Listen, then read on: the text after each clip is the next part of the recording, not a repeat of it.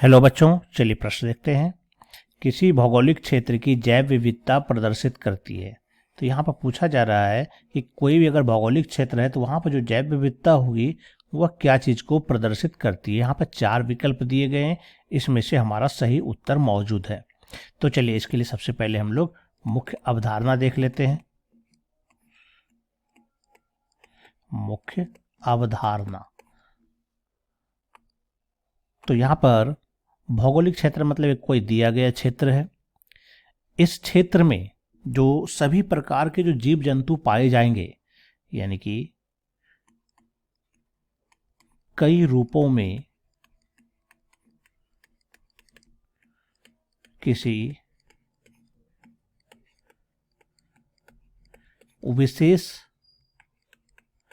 क्षेत्र में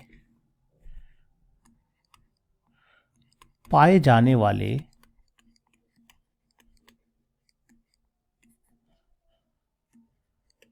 जीवों को हम जैव विविधता कह सकते हैं। जैव विविधता कहते हैं। ये तो जैव विविधता एक वास्तव में जीवों में जो विभिन्नताएं होती है वो कई प्रकार की विभिन्नताएं होती है। रूप, रंग, आकार, प्रकृति, भोजन की प्रकृति, कई प्रकार के अंतर होते हैं। तो इस अंतर के आधार पर जैव विविधता को हम लोग 3 भागों में मुख्य रूप से बांटते हैं। एक होता है हमारा आनुवांशिक विविधता, जिसमें कि जीन के आधार पर विविधता तैयार की जाती है, यानी आनुवांशिक रूप से जीव अलग अलग होते हैं।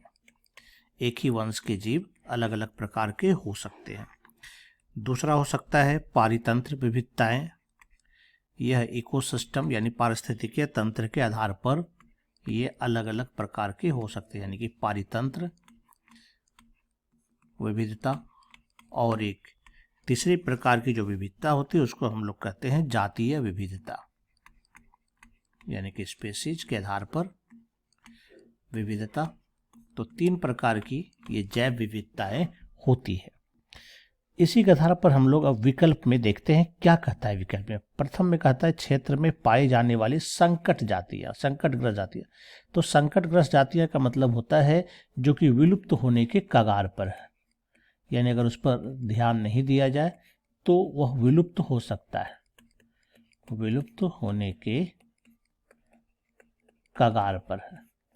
तो ऐसे जीव विलुप्त हो सकते हैं। तो सिर्फ इसी की विविधता प्रदर्शित की जाएगी ऐसा नहीं हो सकता है। यहाँ पर समस्त जीव जो भी रह रहे हैं, किसी भी प्रकार का जीव हो, सबको मिला के हम लोग कहेंगे जैव विविधता। तो ए नंबर हमारा उत्तर नहीं होगा। दूसरा कहता है क्षेत्र में निवास करने वाले जीवों की विविधता, ये बिल्कुल हमारा सही उत्तर होगा।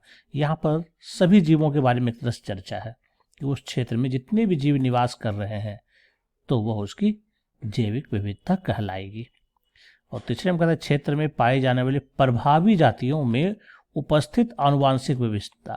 तो आनुवांशिक विविधता तो ठीक है, लेकिन ये कहता है सिर्फ और सिर्फ प्रभावी जातियों के लिए। तो ऐसा नहीं, प्रभावी जातियों के लिए नहीं, सभी जातियों के लिए उत्तर होगा। ये भी गलत है। डी में कहता है क्षेत्र की एंडेमिक जाति। एंडेमिक का मतलब होता है वहां पर रहने वाला जाति, जो कि एक तरह से कह सकते हैं देशज प्रजाति, जो कि वहां का जहाँ वहाँ उसकी जन्मस्थली होती है। ऐसे जातियों को हम लोग एंडेमिक जातियाँ कहते हैं। तो सिर्फ एंडेमिक जाति होगा ऐसा नहीं होगा, एक्जोटिक भी रहेगा तो उसको भी हम लोग जैव विविधता में शामिल करेंगे। तो यह भी हमारा उत्तर नहीं होगा। उत्तर हमारा जो यहाँ पर निकल के आ रहा है इस चारों में से, वो बी नंबर सही उत्तर जा रहा है। तो हमारा जो सही उत्तर होगा वो बी नंबर होगा। आशा करता हूँ आप समझ गए होंगे। धन्यवाद।